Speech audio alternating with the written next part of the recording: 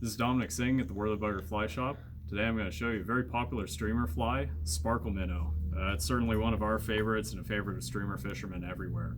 We especially like this pattern for big trout and bass. So I'm going to show you two ways to tie this fly, two of the quickest ways, and hope that you can join us. Right, this first way I'm going to show you is by far the quickest. This is how I typically tie the fly if I know I'm fishing deep water. I want it to sink fast. It doesn't require a lot of bulk, and this color combination is excellent for smallmouth bass and big brown trout. So the hook that I'm using is a lightning strike saltwater popper hook. It's kind of an interesting hook to choose for this fly, but I like it because it's long shank, straight eye, and really strong wire. So I start the thread here. I've got a large tungsten bead on this one. This is a size 2/0 hook, typical size. I tie this for bass. And I'm using 210 denier gel spun thread in white. You want to lay down a really good base on a long shank hook like this. So now we're ready for the tail. Now I'm going to mix the tail colors up a bit with this. This is a favorite color combination of mine for bass. I'm using kind of a burnt orange for the bottom and a golden kind of yellow olive. I believe the color for this one is PMD, Pale Morning Dun, by Fish Hunter now. And I'm going to add a little bit of grizzly brown marabou to the top here, just to get some good mixed coloration, so it's not all one color coming off the back. So once those are blended there, looking nicely, tie them all in. You can leave the tail as long as you like. Just make sure to cinch it down really nicely. This gel spun thread allows you to get a lot of tension on that, so it won't pull out. I'm going to add a few pieces of flash to either side. This is gold flashabou.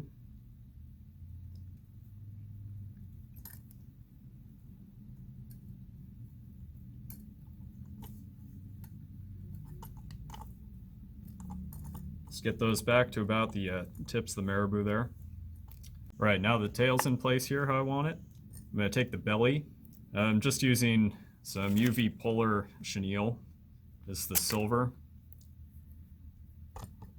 And notice this polar chenille kind of has one direction that flares back on.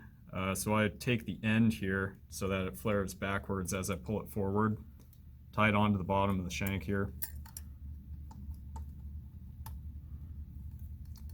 That really well secured, and just kind of keep that out of the way for the moment.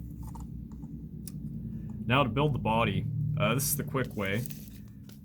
It's just some ice stub here in the hot yellow. It's an excellent bass color, and just get a decent sized clump here in your fingers and roll it all the way around the shank. Just get a loose wrap over the top here, slowly cinch it down. Fold it all back, wrap in front, keep that really tight, keep pushing back the entire way.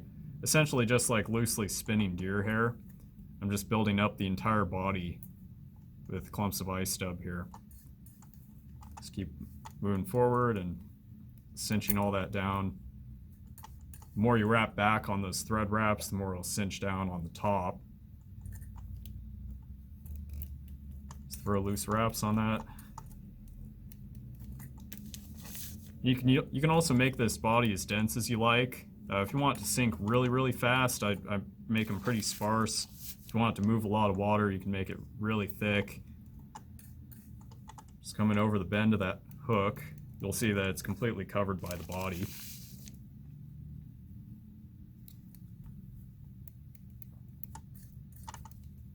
You can also wrap the body of this fly with lead if you want it a little heavier. You can see as far as we're up to the cone head, the entire body's done here. Get that really excellent, just flashy, puffy body. Moves really well in the water. Strobes light as soon as you strip it back. So I'm just pulling that polar chenille back for the belly here. Lash that down. Just make sure they're all facing the right way. A couple loose wraps, cinch tight under that cone. And you're ready to knot off.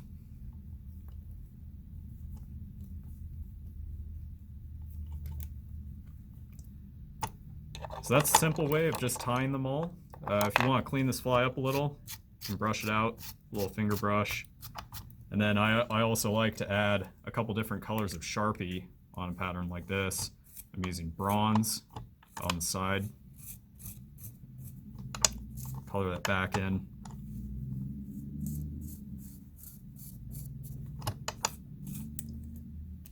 And then brown for the top.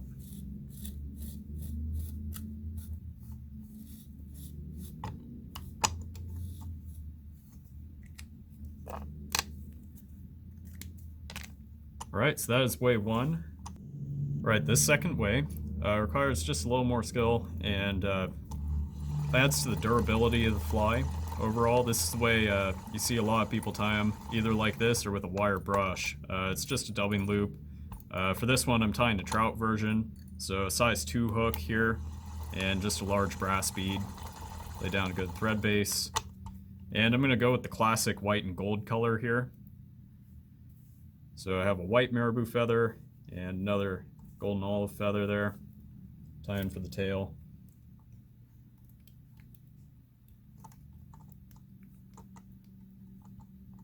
Just laying down right. I'm going to throw some pearl flash on this one.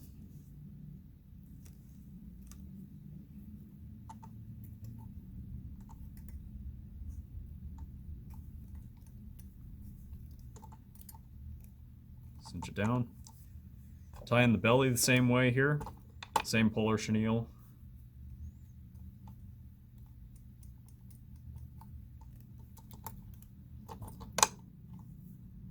And now to build up the body, I'm just going to take a decent amount of thread here. This is a pretty long shank. Make a big loop, lash back the thread to keep it in place, and bring the thread forward to the cone. I'm going to use a dubbing whirler for this. Keep it open here. And classic gold ice dub for this body. So take a large wad of it and put it in the middle of that dubbing loop and just kind of straighten it up and down like you're making a dubbing brush. Same method.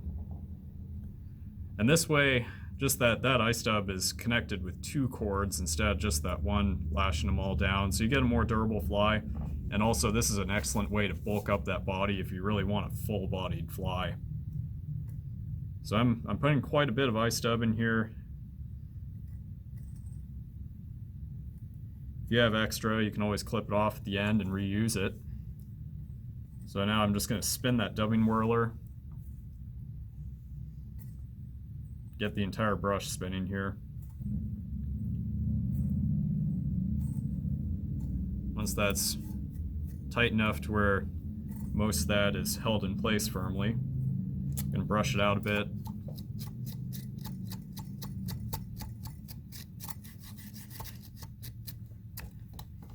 And now you're free to bring that up to the cone. Just keep the wraps pretty consistent. And you'll see that that just flares out. Really, really bulky. But it's still very easy to cast. Doesn't absorb a lot of water. And I stopped just a bit before that cone so I have some room to tie off effectively.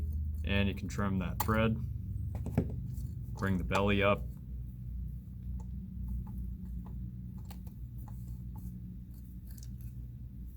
And I do pull this pretty tight as well just to keep it in place. After a few fish, you still want this fly to look the same. And you can lay down a good amount of thread here. And there's a bit of a gap here also if you want to fill that in. There's plenty of extra dubbing here just to bulk that up even more.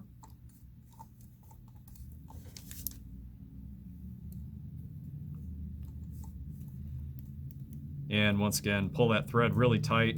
The gel spun you can get right under that cone when you gnaw it off.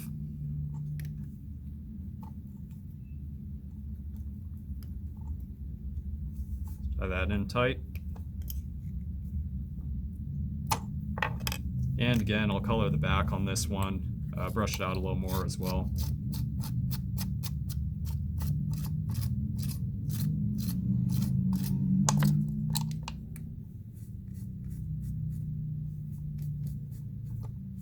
You have the classic, very, very effective Sparkle Minnow. So thanks for joining us for this pattern. If you'd like to get any of the materials, you can find those at our website, and we hope that we can see you this season.